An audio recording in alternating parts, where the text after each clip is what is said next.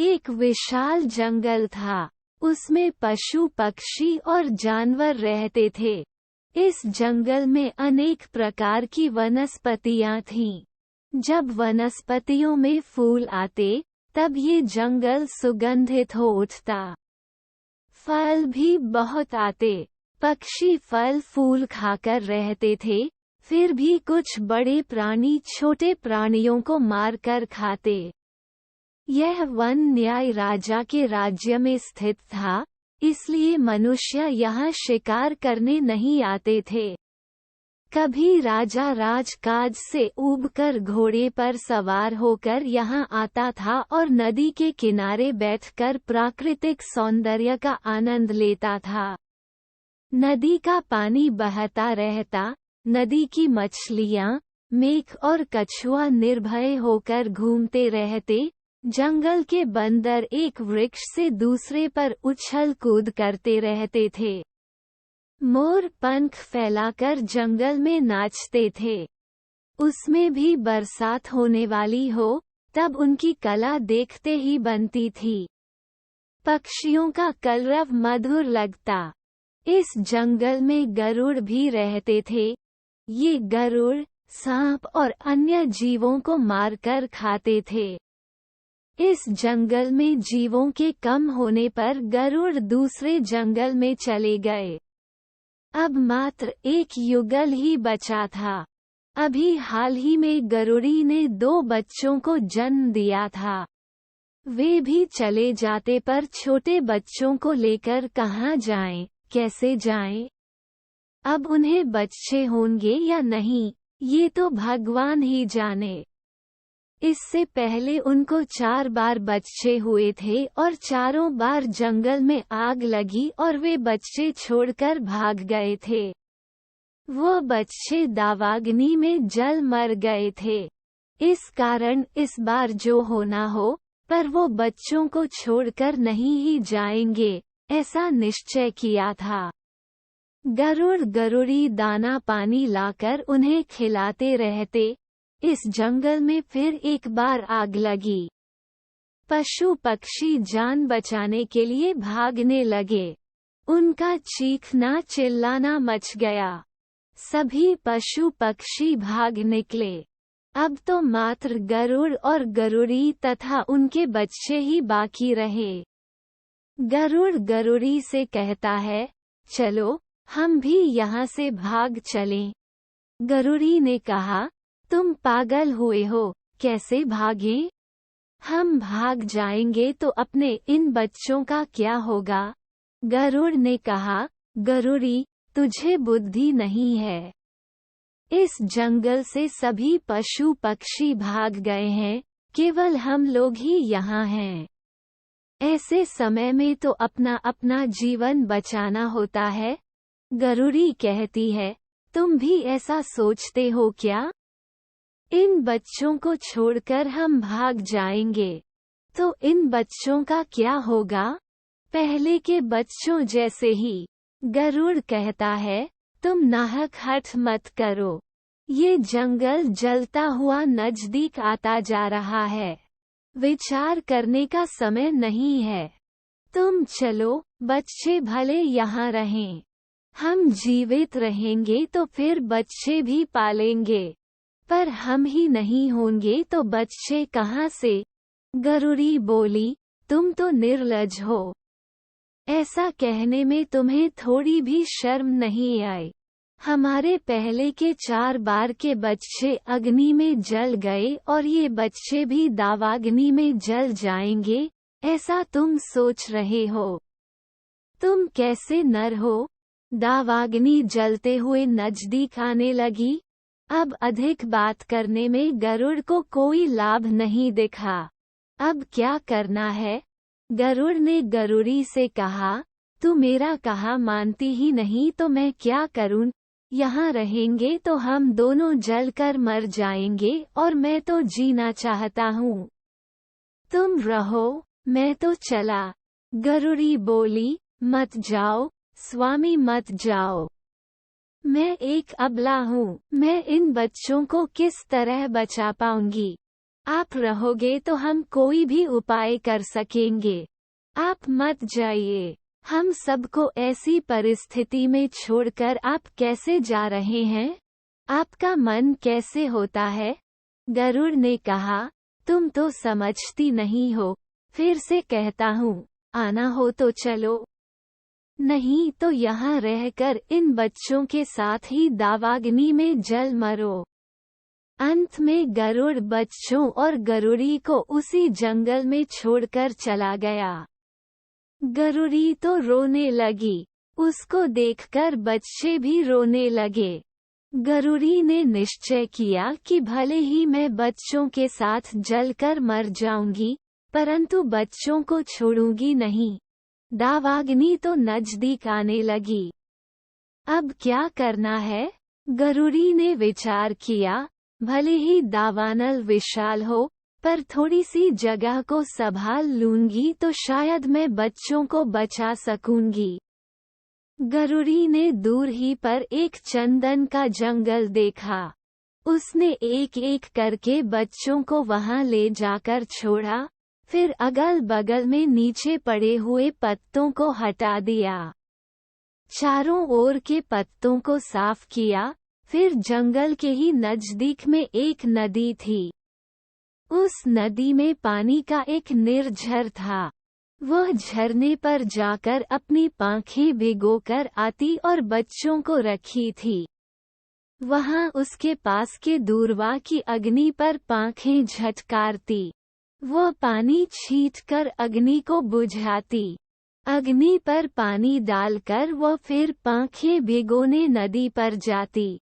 इतने देर में तो अग्नि फिर सुलग उठती। ऐसी भयानक परिस्थिति खड़ी हो गई थी। गरुड़ी तो रात दिन पानी में पांखें भिगोकर छांटने लगी। अब तो वह थकाकर लथपथ हो गई।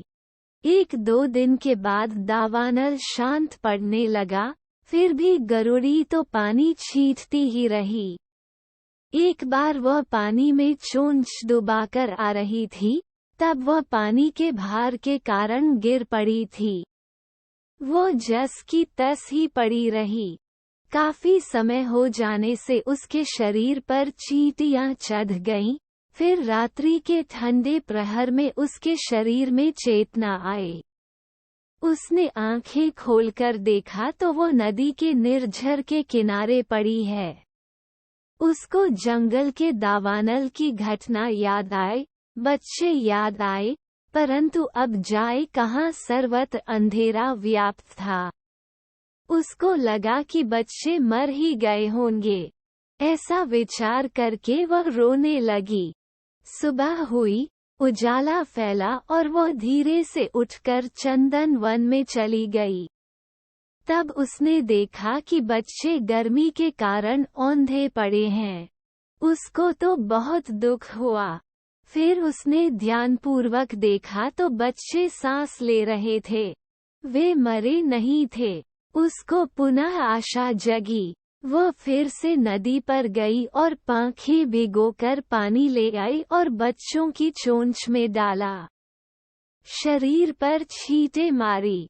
थोड़ी देर के बाद बच्चों ने आंखें खोलीं। गरुड़ी तो आनंदित हो उठी। फिर दोनों बच्चों को पंखों में लेकर खूब प्रेम करने लगी। जंगल में खाने के लिए कुछ भी नहीं बचा था, फिर भी वे वहीं रहने लगे। नजदीक के ही छोटे बड़े वन में जाकर जीव जंतुओं को खाकर रहने के लिए वे चंदन वन में ही आते। ऐसा करके वे दिन बिताने लगे। अब तो बच्चे भी बड़े हो गए थे। वह गरुड़ी बच्चों के साथ खूब आनंदपूर्वक रहने लगी। गरुड़ का तो कोई पता ही नहीं था। बच्चे गरुड़ को याद भी नहीं करते थे। दिन बहुत अच्छे निकलने लगे। इस तरफ गरुड़ अन्य जंगल में आकर रहने लगा। वहां दूसरे जंगल में रहते हुए गरुड़ ने सोचा, वहां दावानल वाले जंगल में पड़े गरुड़ी और बच्चे तो दावाग्नि में मर गए होंगे, तो वहां जाने का मेरा कोई काम नहीं है। अब तो मैं अकेला पड़ गया हूँ। न तो मेरी पत्नी है, न ही बच्चे हैं, तो पूरी जिंदगी में अकेले कैसे व्यतीत करूंगा। इसकी अपेक्षा दूसरी पत्नी रख लूं तो और अच्छा। ऐसा सोचकर उसने उसी जंगल में रहने वाली एक गरुड़ी से संबंध स्थापित किया। वह भी उसी जंगल में रहने लगा। वहां भी एक घटना घटी। वह जिस गरुड़ी के साथ संबंध बना रहा था, उस गरुड़ी का पति आया। वह गरुड़ गरुड़ी के संबंध के विषय में जाना और वह इस गरुड़ को चोंच मार मार कर परेशान करने लगा। एक बार वह गरुड़ और उसके संबंधी गरुड़ों ने इस गरुड़ को दूसरे जंगल में चरने के बहाने ले गए। वहां 4-5 गरुड़ों ने इस गरुड़ को चोंच मार मार कर बेहोश कर दिया। वह मर गया है, ऐसा समझकर वे गरुड़ वापस जंगल में आ गए। इसकी खोज खबर लेने वो गरुड़ी नहीं आई। वो क्यों आएगी, अब तो उसका पति आ गया था। गरुड़ पूरे दिन अर्धमित हालत में पड़ा रहा। रात बीत गई। दूसरे दिन उसने आंखें खोलीं। उसको बहुत दुख हुआ, पर क्या करता, यह उसके कर्म का फल था। फिर वह धीरे से उठा और नदी पर गया। पानी पिया और नजदीक में ही स्थित एक चंदन के वृक्ष पर जाकर बैठा। 3 दिन वहीं रहा, फिर उसे थोड़ा आराम लगा। अब वह नजदीक के वनों में चरने के लिए जाता था और रहने के लिए वहीं चंदन के वृक्ष पर ही लौट आता। वहां भी कितने दिन रहता। अब उसके मन में आया कि मेरी असली पत्नी गरुड़ी और बच्चे जीवित हैं या मर गए, इसका पता तो लगाऊं। ऐसा विचार करके वह जिस जंगल से भाग कर गया था, उस जंगल में वापस आया। वहां देखा तो उसको कोई नहीं दिखा। उसे लगा कि सचमुच ही मेरी पत्नी और बच्चे दावानल में जलकर मर गए। अब वो उसी जंगल में रहने लगा। एक दिन ऐसा हुआ कि गरुड़ जंगल में, जहां चरने के लिए आता था, उसी वन में गरुड़ी बच्चों को लेकर चरने आए। गरुड़ ने गरुड़ी को देखा। उसने गरुड़ी को पहचानने का प्रयत्न किया। ये तो मेरी पत्नी जैसी ही लगती है, परंतु बच्चों को वह नहीं पहचान सका। उसको दुविधा हुई कि यह वही है या कोई अन्य गरुड़ी है। वह चुप ही रहा।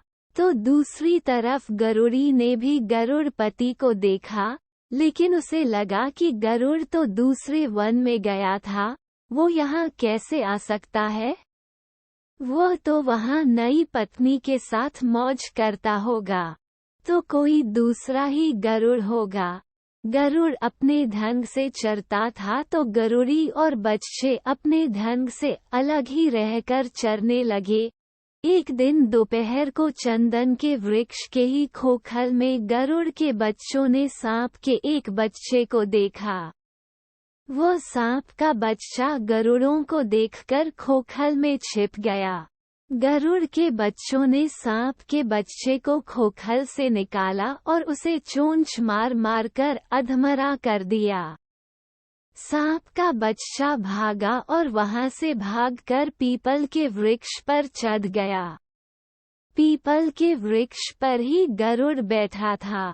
गरुड़ ने सांप को देखा और उसने चोंच मारकर उसे मार डाला। इतनी देर में गरुड़ के बच्चे सांप को खोजते हुए वहां आए। बच्चों से गरुड़ ने कहा, ये हमारा शिकार है, हमें दे दीजिए। गरुड़ ने बच्चों से कहा, इस शिकार को मैं कैसे वापस दे दूं, इसको तो मैंने पकड़ा और मारा है। बच्चे बोले, परंतु शिकार तो हमने खोजा था। ये हमारे पास से भागकर यहाँ आया है, इसलिए ये शिकार तो हमारा ही कहलाएगा, तो हमें दे दीजिए।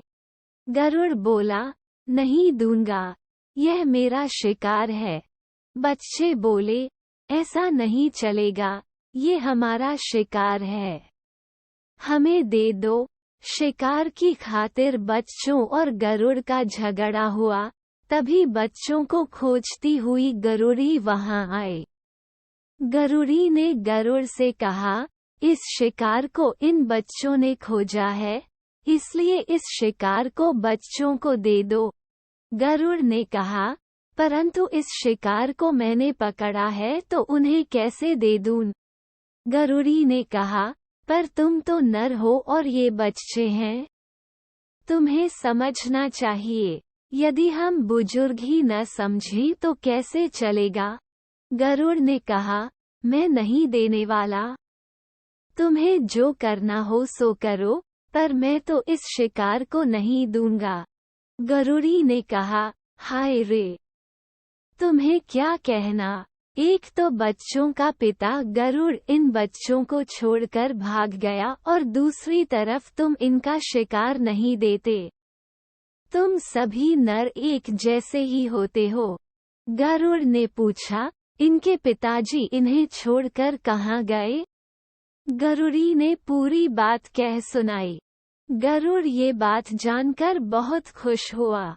उसके मन में आया, ये तो मेरे ही बच्चे हैं और गरुड़ी मेरी पत्नी है।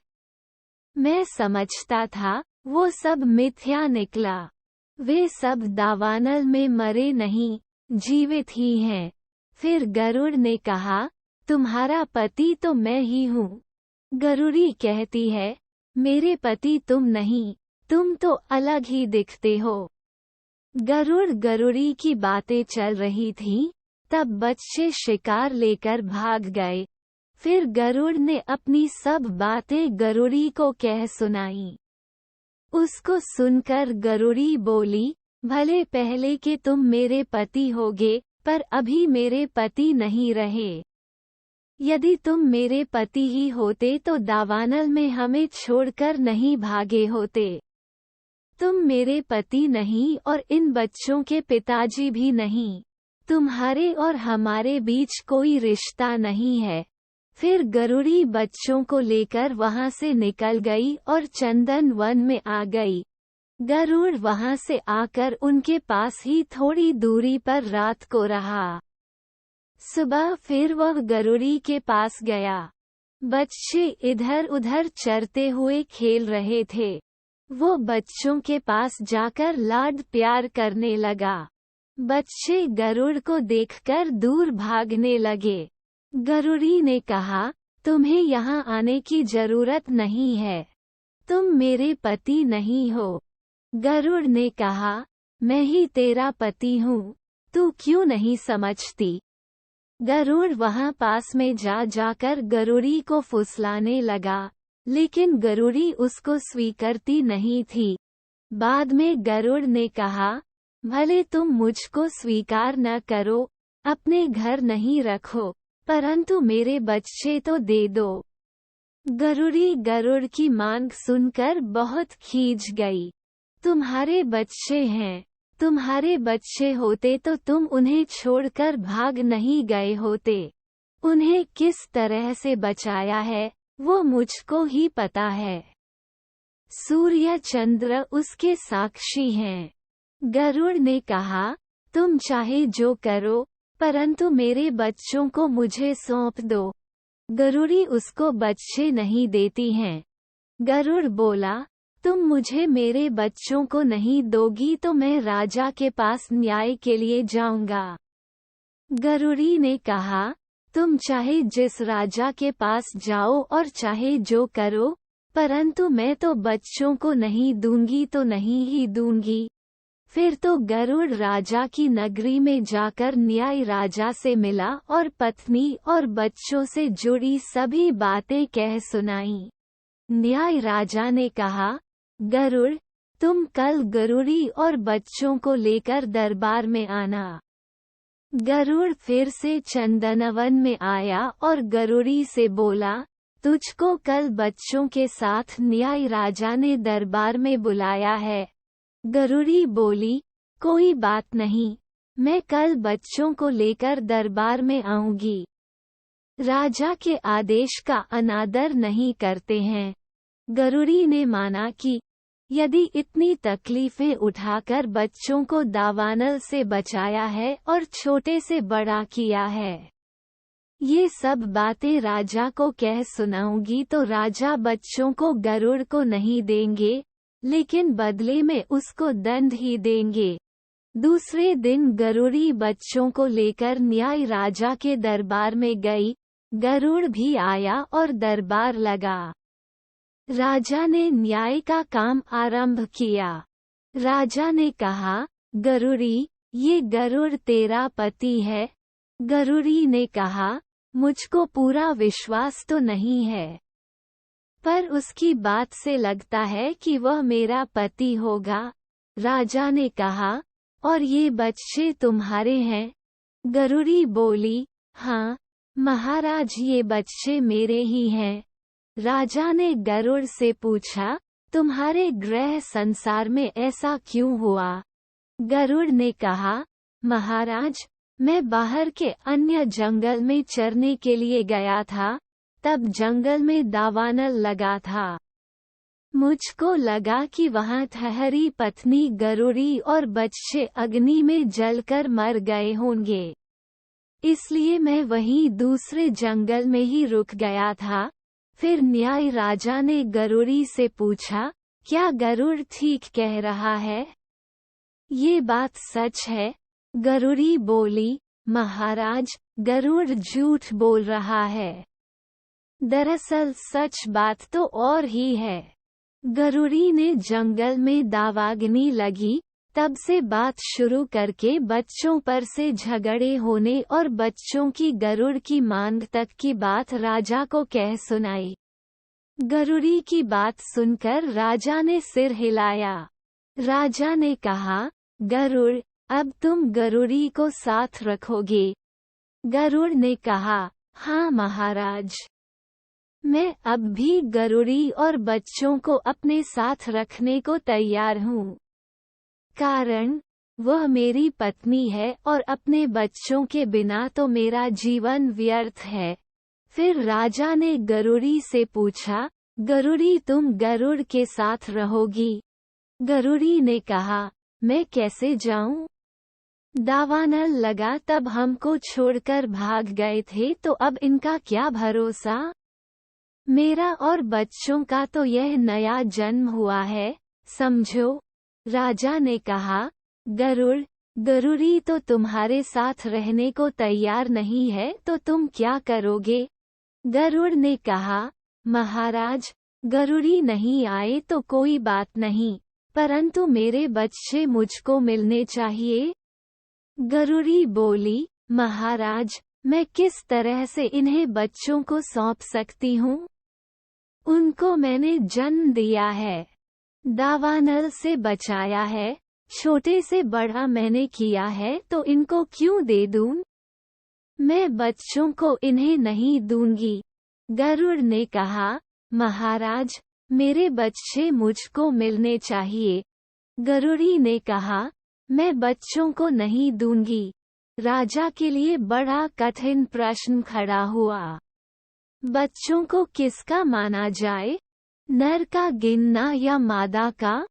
फिर उन्होंने खूब विचार करके न्याय दिया, गरुड़ी बहन, बच्चों को तुमने जन्म दिया, दावानल से तुमने बचाया, छोटे से बड़ा किया, तुझको बड़ी मुश्किल हुई, परंतु वंश तो नर का ही कहलाता है, इसलिए ये बच्चे तो गरुड़ के ही माने जाएंगे। गरुड़ी बोली, आप चाहे जो करें, मैं बच्चों को देने वाली नहीं हूँ, नहीं दूंगी। कहते कहते गरुड़ी वहीं चक्कर खाकर गिर पड़ी। फिर गरुड़ दोनों बच्चों को आगे करके चलने लगा। बच्चे तो माता माता कहकर खूब रोने लगे, परंतु उनकी माता उन्हें बचाने के लिए कहाँ से आ पाती। फिर तो गरुड़ी किसी तरह से उठकर वहां से निकली और साहकरी नदी पर आकर बच्चों के लिए खूब विलाप करने लगी। वह विलाप करते करते ही नदी के किनारे निर्झर था, वहां तड़प तड़प कर मर गई। गर्मी के कड़ाक धूप में उसका शरीर सूखकर चमड़ा हो गया। न्याय राजा के राज्य में ही एक बढ़ई रहता था। उस बढ़ई की पत्नी मासिक धर्म में आए। 5-7 दिन के बाद उसने माथे से स्नान किया और स्वच्छ हुई। उसको 2 दिन हुए और वो दोपहर को साहकरी नदी के किनारे निर्झर पर पानी लेने के लिए गई। वहां उसने गरुड़ी के सूखे शरीर को देखा। उसको लगा कि यह क्या है, ये जानने की इच्छा हुई। उसने एक लकड़ी ली और लकड़ी से उस शरीर को वहां से खिसकाया। उस मृत शरीर में रही वाष्प बढ़ई की स्त्री के नाक मुंह में गई। फिर उसने घड़ा मांजा और पानी भरकर घर आई। कई दिन बीतने पर बढ़ई की स्त्री को गर्भ ठहरा। 9 मास और 9 दिन पूरे होने पर बढ़ई की पत्नी ने बालिका को जन्म दिया। अब बढ़ई की लड़की बड़ी होने लगी। महीने वर्ष बीते, लड़की बालिका से किशोरी हुई, तरुणी बन गई। वह बढ़ई की पत्नी को गृह कार्य में मदद करने लगी। वह लकड़ी लाती, पानी भरती, रसोई बनाती और घर के काम करती। न्याय राजा की 7 घोड़ियां थीं। जो घोड़े थे वो तो उसने सैन्य को सवारी या लड़ने के लिए दे दिए थे। उस नगरी में केवल बढ़ई के पास ही एक घोड़ा था। राजा की घोड़ियां बढ़ई के घर के आसपास चरने के लिए आती थीं। बढ़ई का घोड़ा भी उन्हीं में जाकर चरता था। घोड़ियां मासिक धर्म में आईं। घोड़े ने घोड़ियों के साथ संबंध स्थापित कर संतुष्टि पाई। अब घोड़ियों को गर्भ ठहरा। वह गर्भ विकसित होने लगा। गर्भ का पूर्ण विकास हुआ और घोड़ियों ने बछेरों को जन्म दिया। राजा ने जाना कि घोड़ियों ने बछेरों को जन्म दिया है तो वह बहुत खुश हुआ। एक दिन बढ़ई के बाड़े में घोड़ियां बछेरों के साथ चर रही थीं। उसमें बढ़ई का घोड़ा भी जाकर चरने लगा। उसको बढ़ई की लड़की ने देखा। वह बहुत खुश हो गई। लड़की ने बढ़ई को बुलाया और घोड़ी तथा बछेरों को दिखाकर कहने लगी कि ये बछेरे किसके हैं? बढ़ई बोला, बेटा, ये घोड़ियां और बछेरे तो राजा के हैं। लड़की बोली, परंतु ये घोड़ा तो अपना है।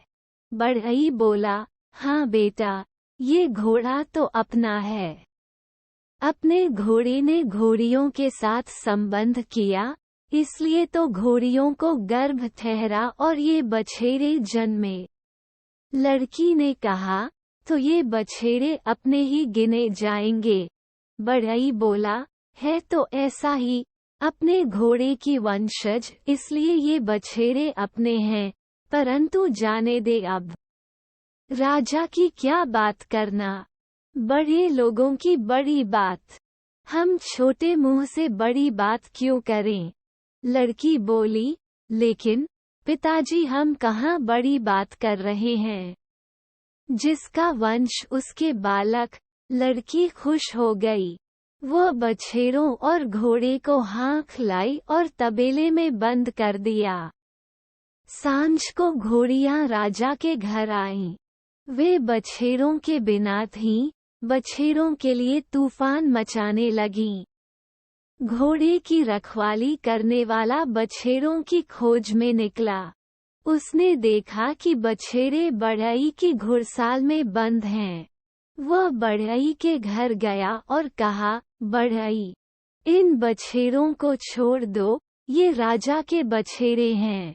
बढ़ई बछेरों के बंद किए हुए तबेले का दरवाजा खोलने गया, लेकिन लड़की ने उसको रोका, नहीं, ये राजा के नहीं हैं, फिर क्यों देना है?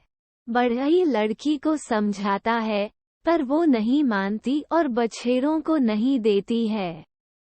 बढ़ई ने कहा, बेटा, राजा के आदमी बछेड़े लेने के लिए आए हैं तो दे देते हैं। लड़की ने कहा, परंतु क्यों देना? ये अपने घोड़े के वंश हैं। राजा को इन्हें नहीं देना है। राजा के नौकर ने घर जाकर पूरी बात राजा से कही। अब राजा ने बढ़ई को बुलवाया। राजा ने कहा, बढ़ई, अपने तबेले में मेरे बछेरों को बंद किया है, उन्हें क्यों नहीं छोड़ता? बढ़ई ने कहा, महाराज, उन बछेरों को तो मेरी लड़की ने बंद कर दिया है। उसको पसंद है, इसलिए रखा है। राजा ने कहा, लेकिन वे बछेड़े तो मेरे हैं। ये तो तुम्हें पता ही है। तुम्हें बछेड़ों को छोड़ देना पड़ेगा। बढ़ई बोला, उस पागल लड़की को मैंने कितनी बार समझाया है, पर वह समझने के लिए तैयार नहीं है। राजा ने कहा, इन सिपाहियों को लेकर जाओ और लड़की को धमकी देकर बछेड़ों को छोड़ दो। बढ़ई के साथ सिपाही बढ़ई के घर आए।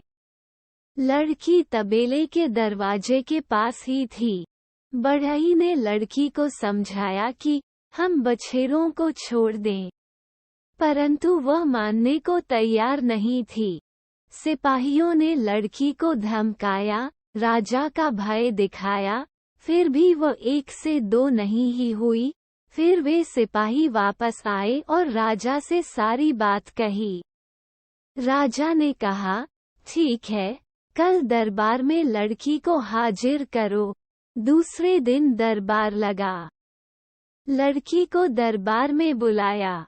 लड़की ने बछेरों को हाँक कर दरबार में ले आई। बछेरों को बाहर बांध दिया। वह सभा में जा बैठी। राजा ने कहा, पगली लड़की तू ही है।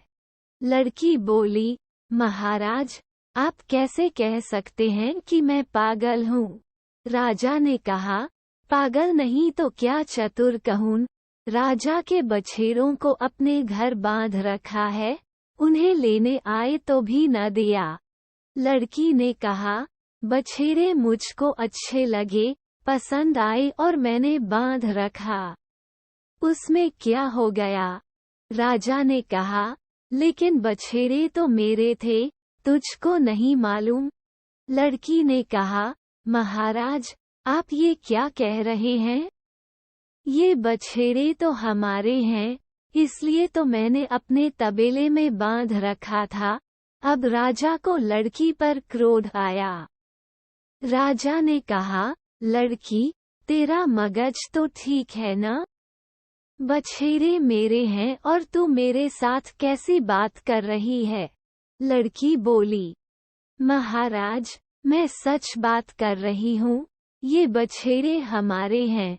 राजा ने कहा, लड़की, तू तो बिल्कुल पागल निकली। इन बछेरों को मेरी घोड़ियों ने जन्म दिया है तो तेरे बछेरे कैसे हुए? लड़की ने कहा, महाराज, भले आपकी घोड़ियों ने जन्म दिया होगा पर वंश तो हमारा है ना? हमारे घोड़े द्वारा इन घोड़ियों ने गर्भ धारण किया था, इसलिए वंश तो हमारा और वंश हमारा। मतलब बछेरे भी हमारे हुए। राजा ने कहा, लड़की, तू क्या कह रही है? संसार में ऐसा कहीं होता है? घोड़ी के साथ जो घोड़ा संबंध स्थापित करे, उससे घोड़ा के मालिक के बछेरे हो जाएंगे। लड़की ने कहा, वाह रे! न्याय राजा, आपका अभिनंदन। आपका न्याय भी कदम कदम पर बदलता है। कभी कैसा न्याय, कभी कैसा। इस तरह के न्याय का पशु पक्षियों को पता होता तो वे यहाँ नहीं रहते। राजा ने कहा, लड़की, तुझको क्या हुआ? तुझे कहाँ अन्याय हुआ है? लड़की बोली, महाराज, याद कीजिए, आज से 15 वर्ष पहले की बात है। यहाँ राज दरबार में बच्चे नर के या मादा के ऐसा ही झगड़ा लेकर गरुड़ गरुड़ी आपके पास न्याय लेने आए थे। उन्हें आपने क्या न्याय दिया था? राजा याद करने लगे और उन्हें सहसा याद आ गया। लड़की ने कहा, महाराज, उस गरुड़ी ने अपने बच्चों को कैसे बड़ा किया होगा, ये तो वही जाने। दावानल लगा था। तब गरुड़ बच्चों को बचाने के बदले उन्हें वहीं छोड़कर भाग गया था। फिर बच्चे मेरे हैं कहकर गरुड़ी से मांगा, परंतु गरुड़ी ने बच्चे नहीं दिए। उन बच्चों को लेने के लिए वो गरुड़ आपके पास न्याय मांगने आया। उनकी बातें सुनकर आपने न्याय किया कि वंश नर का कहलाता है, इसलिए बच्चे गरुड़ के हैं। आपने बच्चों को गरुड़ को सौंप दिया। बेचारी गरुड़ी की क्या हालत हुई, वह तो बच्चों के बिना तड़प तड़प कर मर गई। राजा को गरुड़ गरुड़ी की सब बातें याद आ गईं, इसलिए वह शांत ही रहा। लड़की ने कहा, महाराज, सच बात है न? राजा बोला, हाँ बेटी, तेरी बात सच है। लड़की ने कहा, महाराज, अब बोलिए, ये बछड़े किसके हैं? हमारे ही हैं न? हमारे घोड़े के वंश हैं, इसलिए हमारे ही कहलाएंगे। राजा बोले, हाँ, ऐसा ही है। लड़की राजा के दरबार से निकली और बछड़ों को खदेड़कर वापस अपने घर ले गई। राजा लड़की और बछड़ों को देखता ही रहा गया। राजा विचार करने लगा, लड़की बहुत होशियार निकली, मुझे पराजित करके न्याय प्राप्त कर लिया। कुछ दिन बीते और राजा ने सिपाहियों को भेजकर बढ़ई को बुलवाया। राजा ने बढ़ई से कहा, बढ़ई, मुझको एक मंदिर बनवाना है। बढ़ई बोला, हाँ महाराज, हम बना देंगे। राजा बोला, हम सब जिस तरह से मंदिर बनाते हैं, उस तरह से यह मंदिर नहीं बनाना है। बढ़ई, इस मंदिर का पहले सोने का कलश रखना है, फिर मंदिर का स्तंभ खड़ा करना है। बढ़ई तो राजा की बात सुनकर चुप ही हो गया। बढ़ई राजदरबार से घर आया। उसने कामधाम छोड़ दिया, वो विचारों में ही खोया रहता। बढ़ई की पत्नी ने उसको कहा, स्वामी, तुम्हें क्या हो गया है? बढ़ई ने कहा, कुछ नहीं, मैं तो अच्छा ही हूँ। लड़की भी बढ़ई से पूछने लगी, लेकिन बढ़ई कुछ नहीं बोला। वो खाना खाने के लिए बुलाने पर भी खाने नहीं आता। उसको चिंता होने लगी, क्या करना है? बढ़ई की पत्नी और लड़की उससे कहती, जो बात हो, उसे हमसे कहिए तो सही, उसका कोई उपाय निकलेगा। फिर एक दिन बढ़ई ने पत्नी और लड़की से राजदरबार में राजा की कहीं मंदिर बनाने की बात कह सुनाई। उस बात को सुनकर बढ़ई की पत्नी को भी चिंता होने लगी, लेकिन बढ़ई की लड़की तो आनंदित हो गई। लड़की ने बढ़ई से कहा, पिताजी, आप क्यों चिंता कर रहे हैं? उसका हल तो हम निकालेंगे, चिंता करना छोड़ दीजिए। फिर भी बढ़ई और उसकी पत्नी तो चिंता में ही रहने लगे। दूसरे दिन लड़की ने ओढ़नी ओढ़कर राजा के दरबार की ओर चली। उसने राजा के महल में आकर राजा को नमस्कार किया। राजा ने लड़की को देखा। अब राजा ने लड़की से पूछा, लड़की, तू किस लिए आए है? लड़की ने कहा, महाराज, घर में खाने के लिए कुछ भी नहीं है, इसलिए मजूरी लेने आई हूँ। आपका मंदिर बनाना है, उसमें से वह मजूरी काट लीजिएगा। राजा ने कहा, कोई बात नहीं, तू मजूरी में क्या लेगी? पैसा दून या अनाज, दलहन, क्या दून? लड़की ने कहा, महाराज, अनाज ही दे दीजिए। राजा बोला, अनाज में क्या लोगी? कोदो, सावां, धान, ज्वार, बाजरा, क्या लेगी? लड़की ने कहा, महाराज, सावा की ही मजूरी दीजिए। राजा ने नौकर को बुलाया और कहा, इस लड़की को सावा की मजूरी 1 मपना भर दे दो। नौकर लड़की को लेकर गोदाम में आया। वहां लड़की ने मजूरी लेने के लिए ओढ़नी फैलाई। नौकर ने तगाड़े में सावा निकालकर मजूरी देने के लिए मपना ले आया और भरने लगा। तब लड़की ने नौकर से कहा, मुझको मजूरी तुम देने वाले हो? नौकर ने कहा, तो कौन राजा देंगे? लड़की ने कहा, मैं तो तुम्हारे हाथ की मजूरी नहीं लूंगी। राजा अपने हाथ से मजूरी देंगे तो ही लूंगी। नौकर ने बहुत समझाया कि राजा तो किसी को अपने हाथ से मजूरी नहीं देते। हम नौकरों को ही देने के लिए कहते हैं। ये सब काम तो हमको ही करना पड़ता है, इसलिए तो हम नौकर हैं। लेकिन लड़की नहीं मानी। उसने तो हठ ही पकड़ लिया कि तुम चाहे जो करो सो, पर मैं तो राजा के हाथ से दी हुई मजूरी ही लेने वाली हूँ।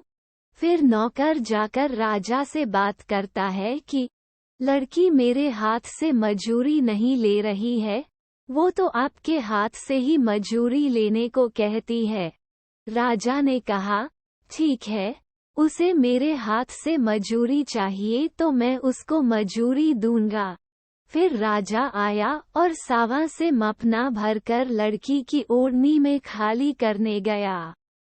लड़की ने तभी बीच में हाथ करके मजदूरी देने से रोका। फिर बोली, महाराज, मपने में ठीक ऊपर तक सावा नहीं भरा है। राजा ने मपना खाली करके फिर से भरा और ओढ़नी में खाली करने को तैयार हुआ। तब फिर लड़की ने हाथ से रोका और बोली, महाराज, मपना ऊपर तक ठीक से भर गया है, परंतु अब भरने की पद्धति बदलनी पड़ेगी। राजा ने पूछा, कैसी पद्धति? लड़की ने कहा, महाराज, पहले मपने का ऊपरी भाग भरना चाहिए, फिर मपने में अनाज भरना चाहिए। ऐसा काम नौकर से नहीं होता, इसलिए तो मुझे आपको बुलाना पड़ा है। राजा ने कहा, तेरा बाप ऐसा करता है। लड़की, तू तो पगला गई है। कहीं ऐसा देखा है कि पहले मपना का ऊपरी भाग आए, फिर मपने में अनाज भरता हो? लड़की ने कहा, सब हो सकता है। आपको ऐसा करना नहीं है तो बहाना क्यों कर रहे हैं? राजा बोले, लड़की, ऐसा कभी नहीं होता। लड़की ने कहा, महाराज, हो सकता है। ऐसा क्यों नहीं हो सकता? महाराज, ये तरीका तो आपने ही खोजा है और आपसे यह नहीं हो सकेगा। ऐसा कैसे हो सकता है? राजा ने कहा, कैसा तरीका? मैंने क्या किया? लड़की ने कहा, महाराज, मेरे पिताजी बढ़ई हैं। उनसे आपको मंदिर बनवाना है, लेकिन आपने उनसे कहा है कि मंदिर पर कलश पहले रखना है, बाद में मंदिर का पाया बनाना है। महाराज, दुनिया में ऐसा हुआ है? राजा हंस पड़ा। उसने लड़की से कहा, लड़की, तू सच्ची बात करती है। तू जीत गई और मैं हारा। अब तू जा, अपने पिता बढ़ई को कहना कि वह चिंता नहीं करे। उसकी लड़की बहुत होशियार है, उसने राजा के सभी कूट हल कर दिए हैं। लड़की ने घर आकर राजा से मांगी मजूरी वाली सभी बात अपने माता पिता को कह सुनाई। वे सब बहुत खुश हुए। अब लड़की युवा हुई। राजा विचार करने लगा कि बढ़ई की लड़की बहुत बुद्धिशाली है, उसको राज्य में रानी बनाकर लाऊं तो राज दरबार में आने वाले प्रश्नों या कूट का हल खोज निकालेगी और प्रश्नों का समाधान हो जाएगा। अब राजा ने बढ़ई की लड़की से विवाह करने की इच्छा बढ़ई के समक्ष व्यक्त की। बढ़ई बोला, महाराज, हम गरीब आदमी और आप ठहरे राजा। ऐसा रिश्ता कैसे सोच सकते हैं? हमारे रहन सहन और आपके रहन सहन में जमीन आसमान का फर्क है। आपका राजमहल और हमारी झोपड़ी में रहने वाली लड़की कैसे संभाल सकेगी? ऐसा कुछ नहीं होने वाला है। महाराज, यह विचार आप छोड़ दीजिए, बात आप तक ही रहने दें। राजा को बढ़ई ने बहुत समझाया, पर राजा मानने को तैयार नहीं हुआ। वह तो कहता था, चाहे जो भी हो, मैं तुम्हारी लड़की के साथ ही विवाह करूंगा।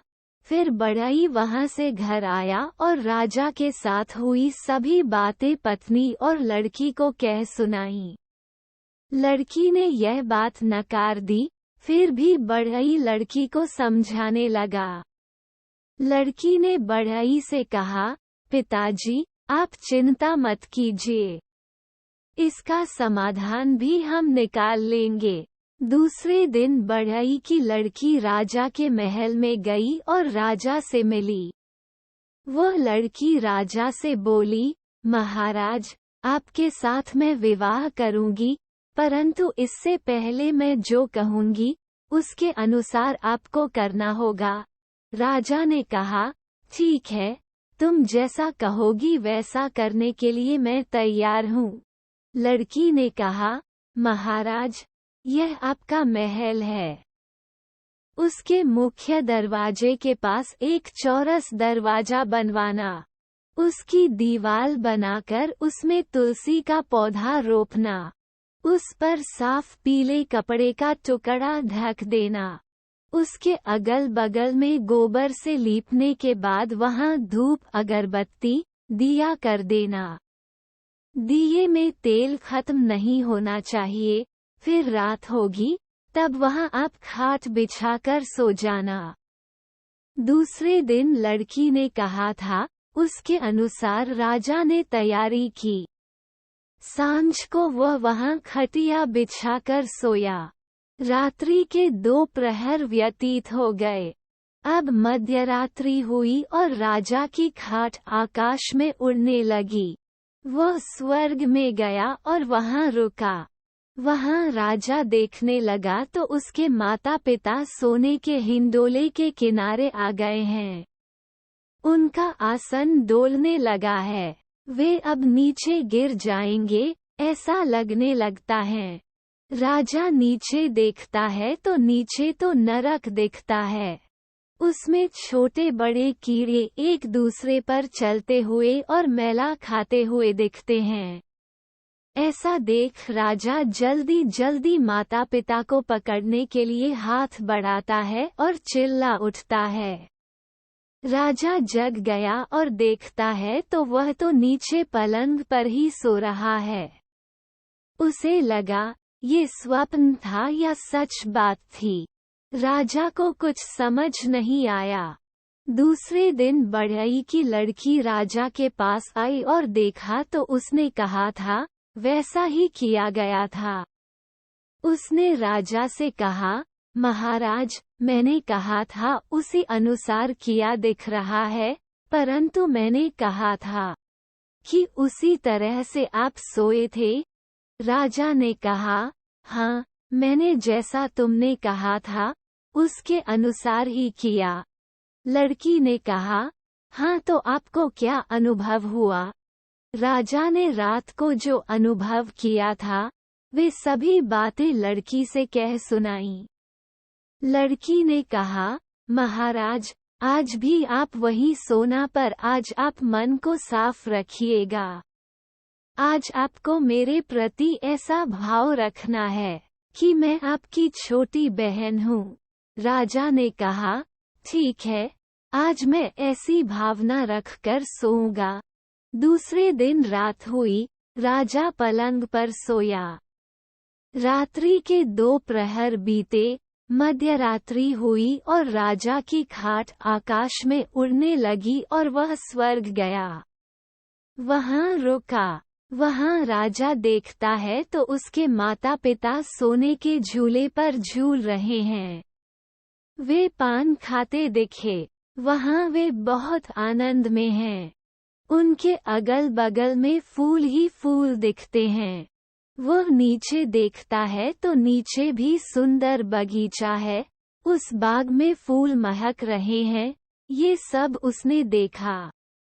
राजा ये सब देखकर आनंदित हो उठा, फिर वह जाग गया और देखता है कि उसकी खाट तो नीचे जमीन पर महल के आंगन में ही है। आज तो राजा बहुत खुश है। सुबह लड़की राजा के महल में आई और राजा से रात्रि को क्या अनुभव हुआ, उस विषय में पूछने लगी। रात में जो अनुभव हुआ, वो सभी अनुभव राजा ने लड़की से कह सुनाया।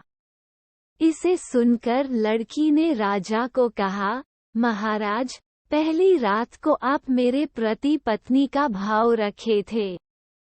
मुझे ब्याहेंगे इस भाव से आप वहां सोए थे, इसलिए आपको स्वर्ग में आपके माता पिता झूले के किनारे बैठे हुए अभी गिर पड़ेंगे या फिर गिरेंगे, और वे नीचे गिरेंगे तो सीधे नरक में जाएंगे, जहां कीड़े नरक खाकर रहते हैं।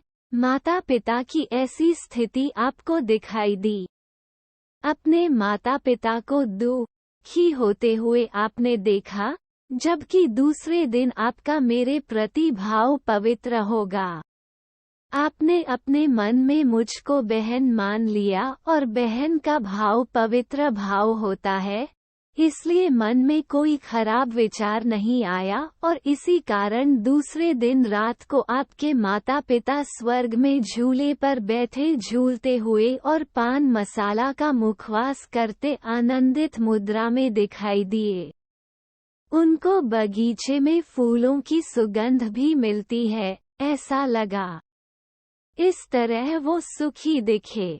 महाराज, इस प्रकार के पवित्र भाव के कारण आपको ये सुखद अनुभव हुआ। इसीलिए हे महाराज, आप मेरे साथ विवाह नहीं करेंगे। यदि करेंगे तो आपके माता पिता दुखी होंगे। राजा ने लड़की की बात मान ली। बढ़ई की लड़की अपनी ही छोटी बहन है, ऐसा पवित्र भाव रखा। फिर बढ़ई की लड़की को बढ़ई और बढ़ई की पत्नी को उन्होंने अपने ही माता पिता हैं, इस भाव से उनको राजमहल में बुलाकर साथ में रखा और फिर खा पीकर प्रजा का, लोक का कल्याण करने लगा।